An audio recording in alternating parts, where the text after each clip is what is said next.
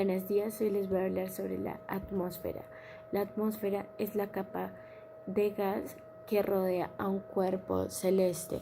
Los gases resultan atraídos por la gravedad del cuerpo y se mantienen en ella si la gravedad es suficiente y la temperatura es baja. A continuación les explicaré las capas de la atmósfera. La primera capa es la troposfera. Es la capa más cercana a la superficie terrestre. Se extiende desde el nivel del mar hasta más o menos unos 10 y 15 kilómetros de altura. En esta capa es donde se desarrolla la vida del planeta. La siguiente es la estratosfera. Se encuentra a partir de la tropopausa y se extiende desde los 10 kilómetros de altura hasta los 45 y 50 kilómetros. La temperatura en esta capa es mayor en la parte superior que en la inferior, ya que conforme aumenta en la altura. ¿Qué es la tropopausa? La tropopausa es la zona de transición entre la troposfera y la estratosfera, situada entre unos 9 kilómetros de altura a unos 17 kilómetros de altura. La mesósfera se extiende entre los 50 kilómetros de altura a los 80 kilómetros de altura. La temperatura en esta capa es muy similar a la de la troposfera, ya que desciende en la altitud. Esta capa de la atmósfera, a pesar de ser muy fría, es capaz de frenar a los meteoritos. La termósfera se extiende desde los 80 y 90 kilómetros hasta los 640.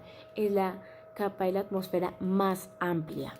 A estas alturas ya apenas queda muy poco aire y las partículas que existen en esta capa se ionizan por la radiación ultravioleta.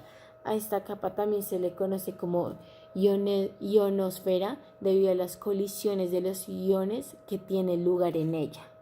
La siguiente es la exósfera, que es la última capa de la atmósfera. Es la más alejada de la superficie terrestre. Debido a sus alturas es la más indefinida y por eso no en sí considera una capa de la atmósfera. Se extiende más o menos entre los 600 y 800 kilómetros de altura hasta los 900 y 10.000 kilómetros de altura. Esta capa de la atmósfera es la que separa el planeta Tierra del espacio exterior. Ahora lo que les voy a explicar es el CO2. El dióxido de carbono es un gas incoloro, denso y poco reactivo. Forma parte de la composición de la troposfera, la capa de la atmósfera más próxima a la Tierra, actualmente en una proporción de partes por millón. Su ciclo en la naturaleza está vinculado con el oxígeno. El siguiente es el CH4, en la que cada uno de los átomos de hidrógeno están unidos a un átomo de carbono a través de un enlace covalente, en una situación incolora y no polar que se presenta en forma de gas a temperaturas y presiones ordinarias y se caracteriza por su baja solubilidad en fase líquida y elevada persistencia en la atmósfera. Ahora les voy a hablar sobre los gases contaminantes de la atmósfera. El primero es el ozono. Es un constituyente natural de la atmósfera, pero cuando su concentración es superior a la normal se considera como un gas contaminante. Las plantas pueden ser afectadas en su desarrollo por concentraciones pequeñas de ozono. El hombre también resulta afectado por el ozono a concentraciones entre 0,05 y entre 0,1. Causándole irritación en las fosas nasales, garganta, así como sequedad en la mucosidad de las vías respiratorias superior. El siguiente es el CFC. Desde años anteriores se ha demostrado que los clorofluorocarbonos, también se pueden llamar como freones, tienen efectos potencialmente negativos.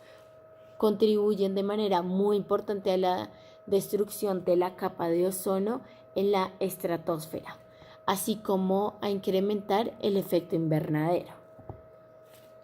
El Protocolo de Montreal puso fin a la producción de gran mayoría de estos productos utilizados como propelente en los aerosoles. Una parte se libera en cada utilización. Los aerosoles se utilizan de ahora en adelante otros gases sustituidos como el CO2.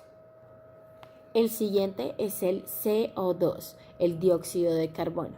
En la atmósfera está aumentando de forma constante debido al uso de carburantes fósiles como fuente de energía, y es teóricamente posible demostrar que este hecho es el causante de producir un incremento de la temperatura de la Tierra, el efecto invernadero.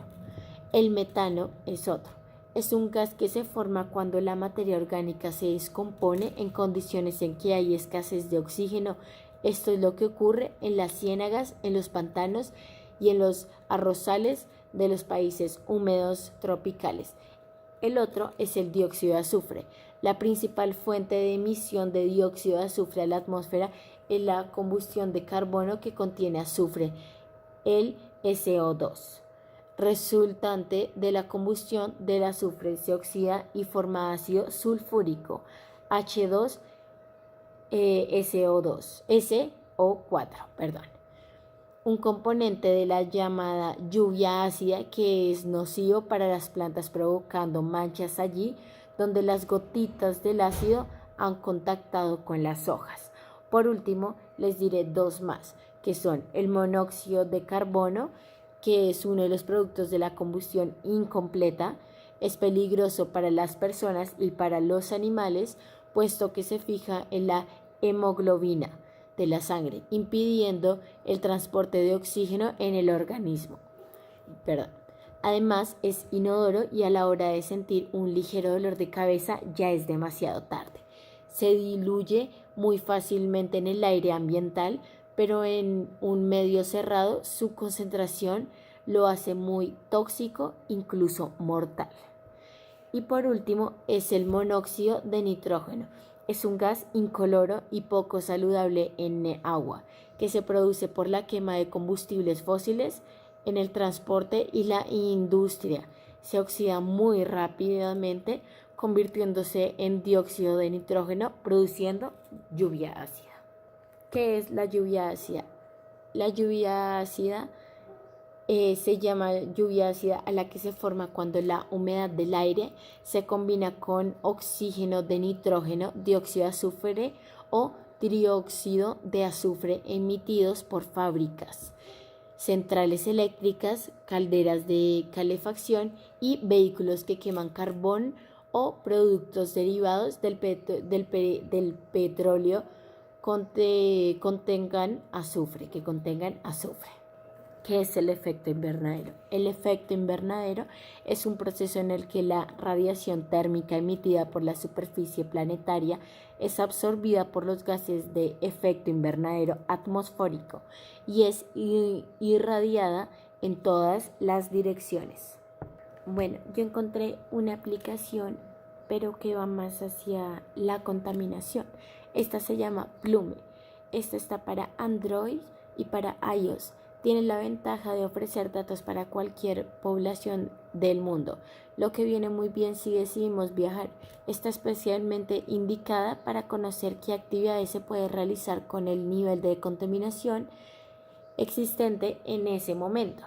En ocasiones también señala qué áreas son más nocivas dentro de una misma ciudad.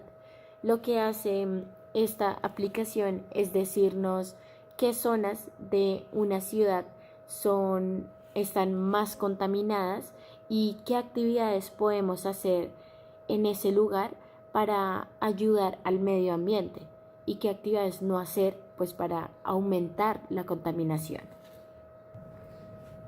Y bueno, muchas gracias por su atención, espero les haya gustado y hayan entendido.